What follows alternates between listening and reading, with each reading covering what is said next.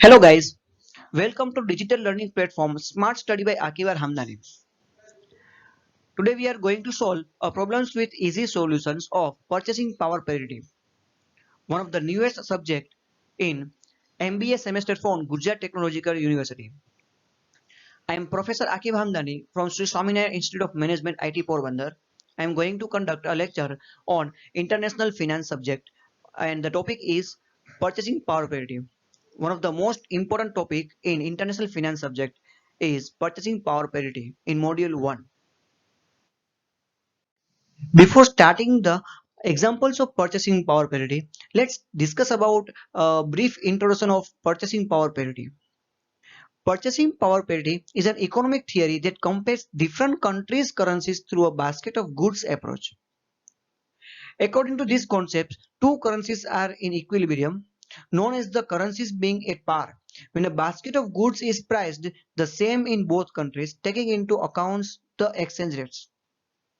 Let's understand this concept.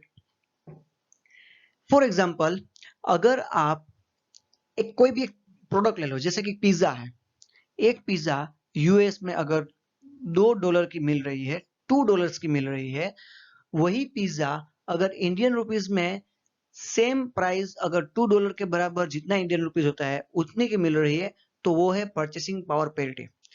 Example के साथ समझते हैं. फॉर एग्जाम्पल, यूएस में एक पिज्जा की प्राइस है $2 और यूएस टू इंडियन करेंसी का प्राइस है $1 इज इक्वल टू 45 रुपीज. मतलब के अगर $2 वहां के लिए तो यहाँ इंडिया में उसकी प्राइस होगी 90 रुपीज.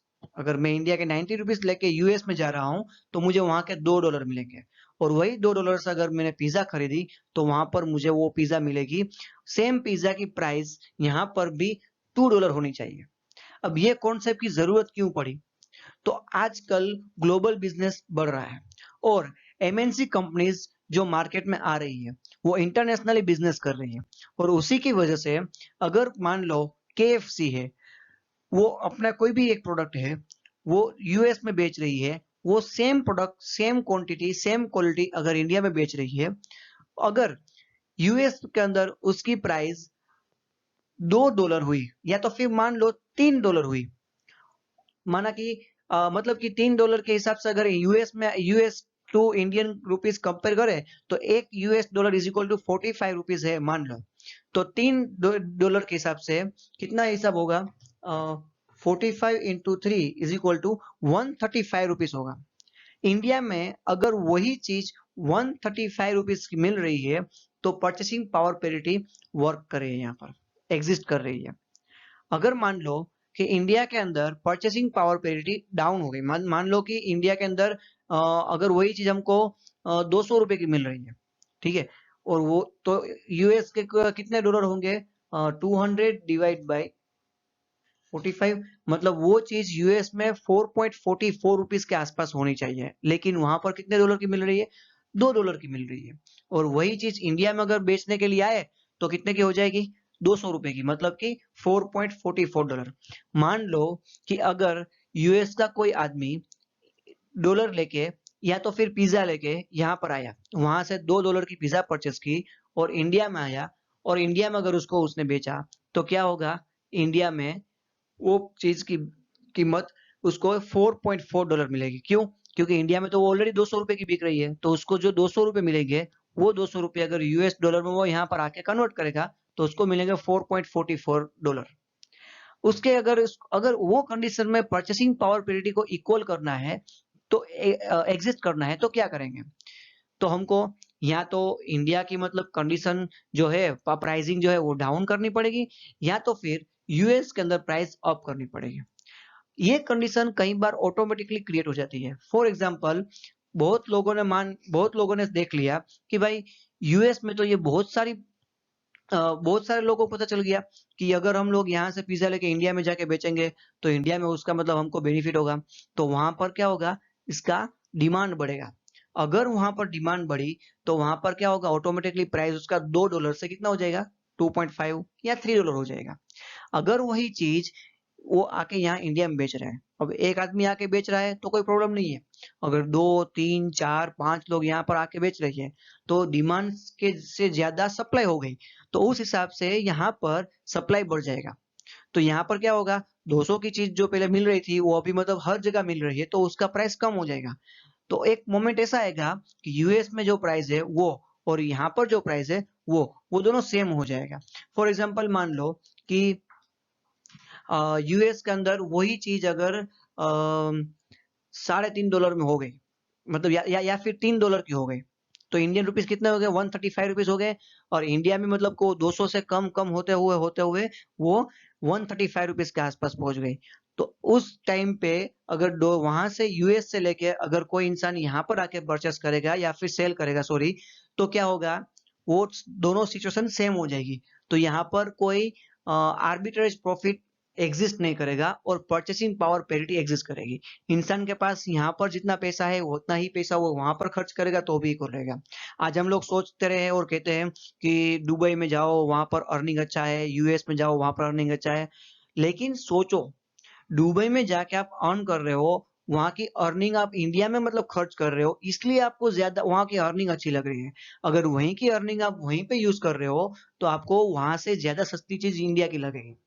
फॉर एग्जाम्पल, अगर मान लो कि यूएस में आप अगर कुछ मान लो एक रेंट पर एक फ्लैट ले रहे हो, तो मैंने एनालिसिस किया हुआ है उसके हिसाब से अगर बता रहा हूँ मैं आपको, तो वहां पर रेंट का एक फ्लैट का रेंट है 9,000 दिरम।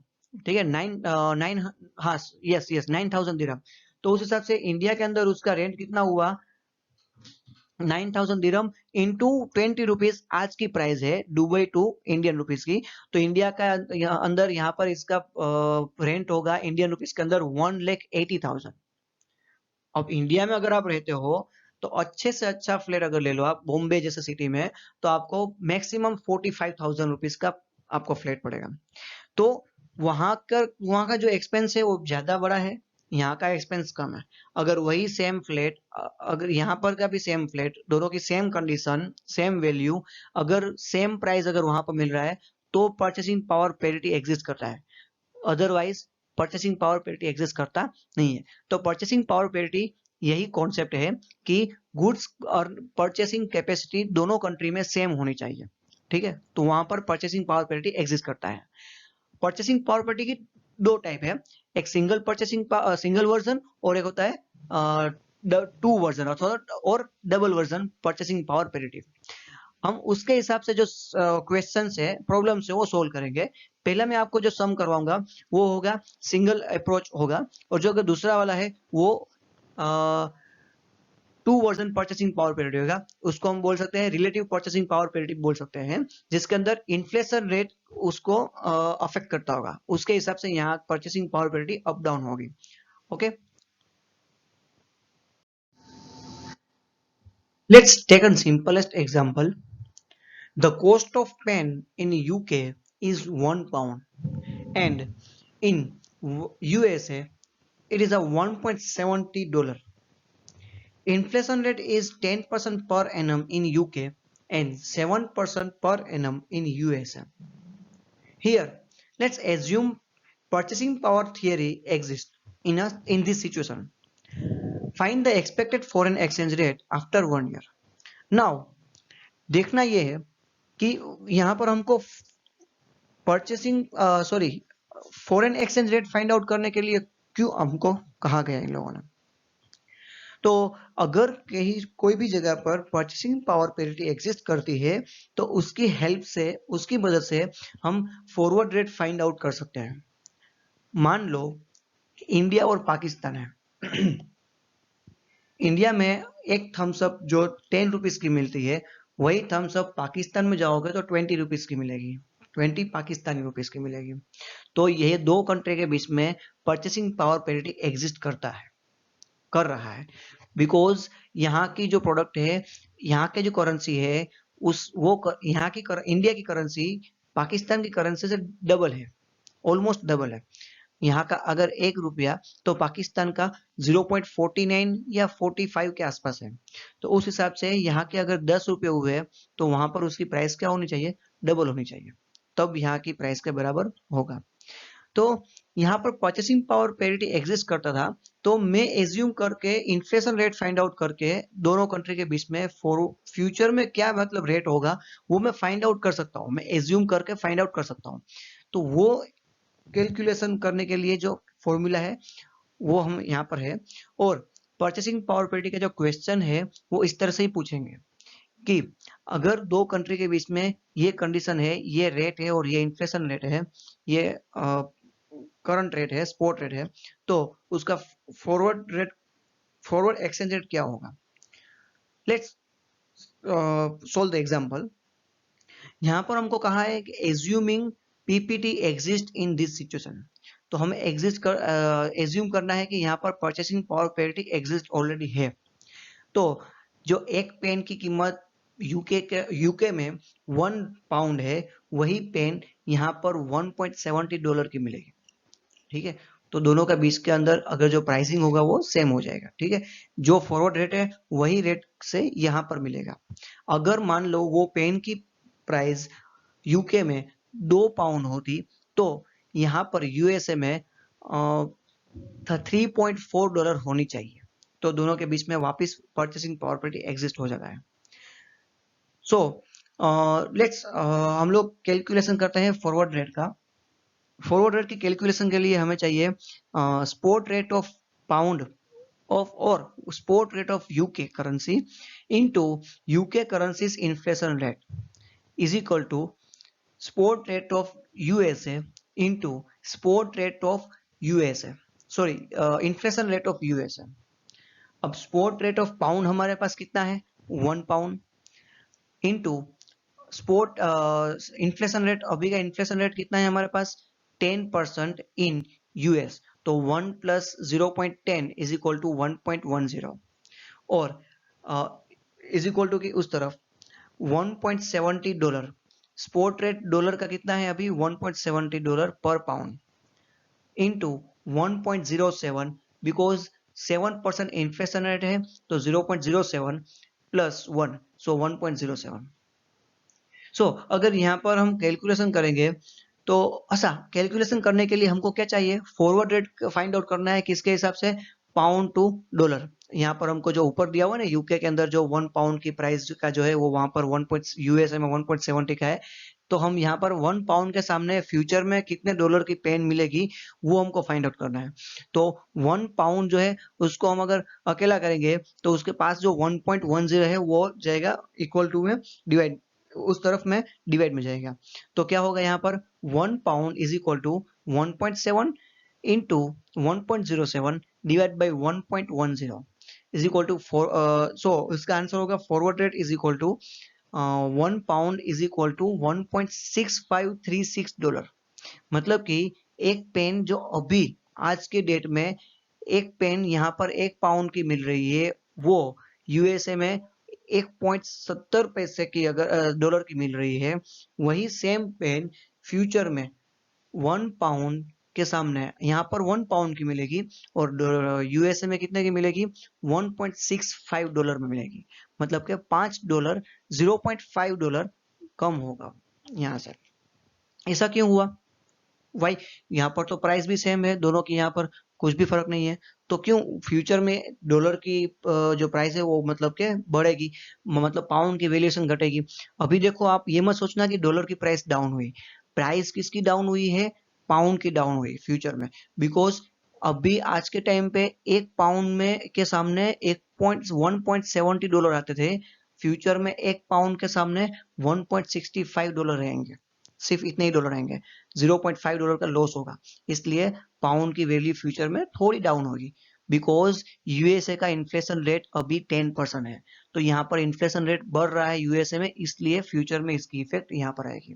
यूके का इन्फ्लेशन रेट 7% है ओनली, तो उसकी इफेक्ट फ्यूचर में आएगी, इसलिए पाउंड का रेट फ्यूचर में थोड़ा डाउन हो जाएगा। सो ये बेसिक एग्जाम्पल था। तो अगर इसमें कोई डाउट हो तो आप कमेंट में पूछ सकते हैं या फिर आप मेल कर सकते हैं। Okay, so what we learned from above example, first of all purchasing power parity का होना बहुत जरूरी है अगर हमको foreign expected rate find out करना है तो। सेकंड, फॉर्मूला एक हम उसका एक फॉर्मेट बना सकते हैं, जैसे कि हमने जो पिछले एग्जांपल में जो अगले एग्जांपल में हमने जो एक फॉर्मूला देखी बनाई थी, उस फॉर्मूला और उस सॉल्यूशन के हिसाब से हम एक न्यू फॉर्मूला क्रिएट कर सकते हैं जो future expected rate find out करने के लिए हमको हेल्पफुल होती है। तो वो फॉर्मूला यही है, E T is equal to E zero bracket 1 plus I H T upon 1 plus I F T whole bracket T, जहां पर t is equal to number of year. अगर 1 साल का है तो आपको कुछ लिखना नहीं है ऊपर, अगर 2 साल है तो 2, 3 साल है तो 3।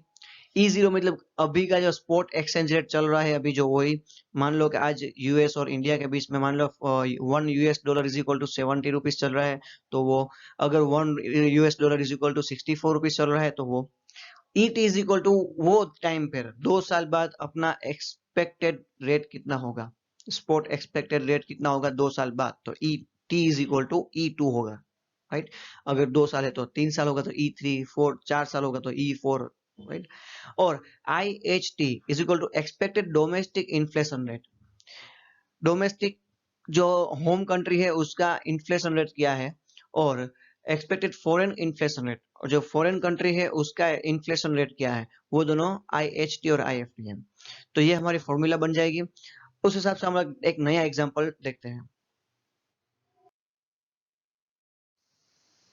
Now let's take an another example.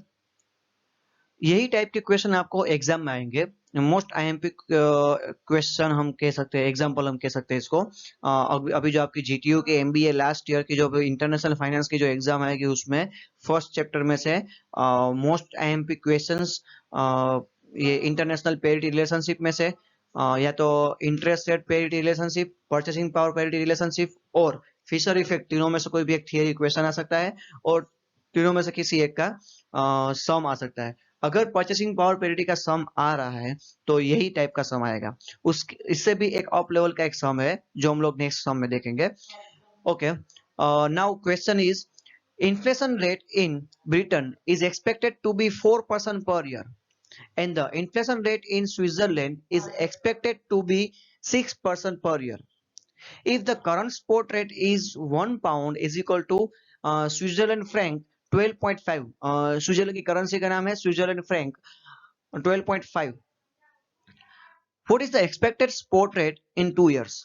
यहाँ पर हमको क्या दिया है कि ब्रिटेन यानी कि यूके का एक्सपेक्टेड रेट हमको इन्फ्लेशन रेट हमको दिया है 4% और स्विट्जरलैंड का इन्फ्लेशन रेट हमको दिया है 6%। ठीक है, नाउ हमको दोनों के बीच में जो स्पॉट रेट चल रहा है जो अभी वो दिया है 1 पाउंड के बराबर स्विट्जरलैंड फ्रैंक 12.50 है। तो हमको 2 साल बाद क्या होगा एक्सपेक्टेड, वो हमको फाइंड आउट करना है। अब यही कंडीशन अगर रही तो इन्फ्लेशन रेट भी अगर यहाँ पर 2 साल बाद 4% रहा और वहां पर 6% रहा तो क्या इफेक्ट आएगी 2 साल बाद, हमको वो फाइंड आउट करना है।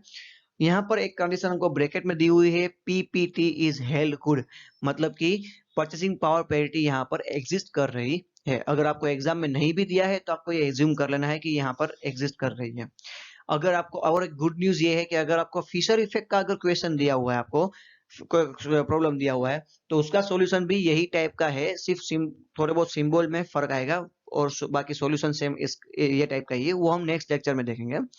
तो यहाँ सॉल्यूशन अगर देखें तो according to purchasing power parity theory the expected value of the pound in 2 years is as per given formula. अब यहाँ पर हमको एक फॉर्मूला दी हुई है, तो वो फॉर्मूला के हिसाब से अगर हम चलते हैं तो ET मतलब कि 2 साल बाद का स्पॉट रेट क्या होगा इज इक्वल टू E0 मतलब कि करंट स्पॉट रेट, मतलब कि 1 pound is equal to 12.50 Switzerland Frank.